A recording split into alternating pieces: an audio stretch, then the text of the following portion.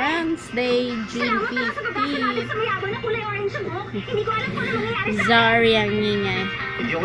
Ayan, sumpong na naman itong bata. Kakagising lang. Ayos lang ba kapatid mo? Oo. Lasa mo. Ewan ko kung papasok yan. Huwag kang magkamali ng akala. Pagkatapos ko lang mag-breakfast. Hindi ako nandito dahil sa utang na loob. Lasa mo. Ano na papasok ba eh? Nakakapagod rin. Buti na lang siya. Dito na lang siya. Uy, kain mo na ako. Pakainin. Gusto ko na. Na umubos na. Baon niya. Ayun na rin ito eh. Nips lang. Pasok ka?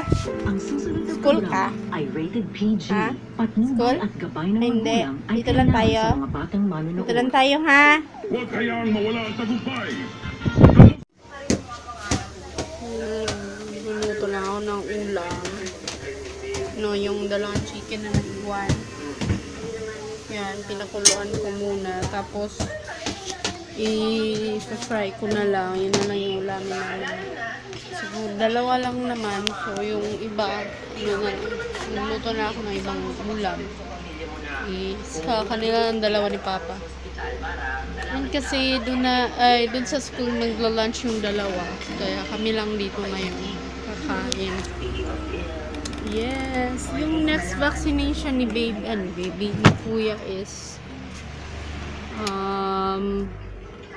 Tuesday. Again, June 21. Kinilig. Kinilig sa Pina. Look at these photos, darling. My son seems so happy. Relax. Ayun, luto muna ako. Hindi na kami na ulam.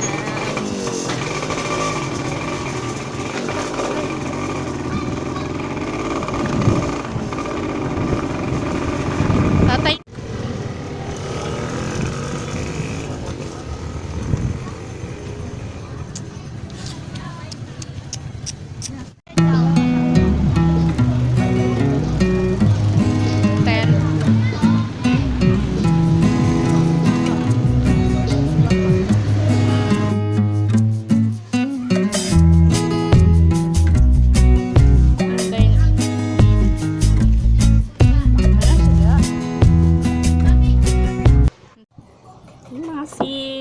It's 5:40 and coffee na ako. Asa ka pa? Kina? Manos? Mag-coffee lang ako and yun pinakita ko kanina yung yung panisal. Ubos na.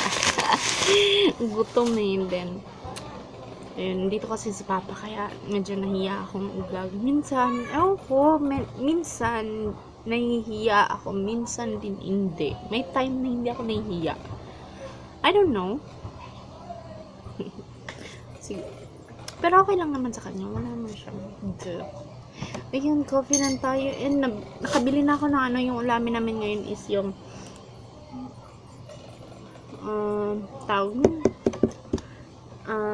yung gulay, yung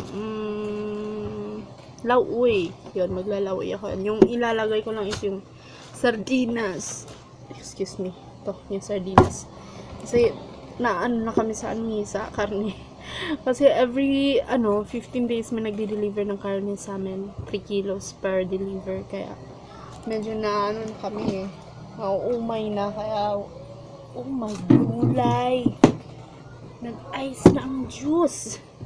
Nakalimutan, akit. Nag-ice na siya. Oh my. Tagal pa naman yan i-defrost. Ayun. Mag-start na akong magluto ng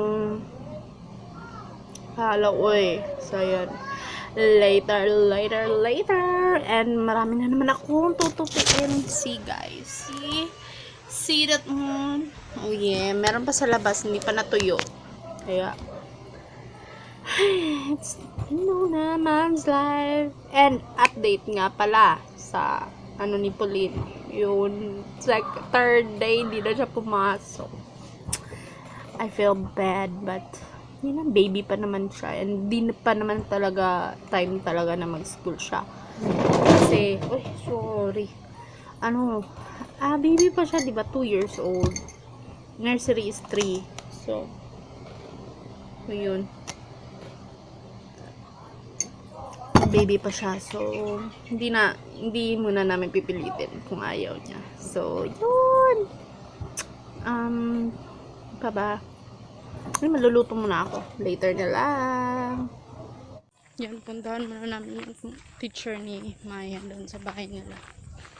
Kasi hindi namin talaga maintindihan yung assignment niya. Kung anong sinulat niya, and ewan ko na lang. Kaya na namin i-confirm namin kung ano ito. Kasi kahit yung mga teacher na iloko, hindi talaga maintindihan. 3, 2, 1.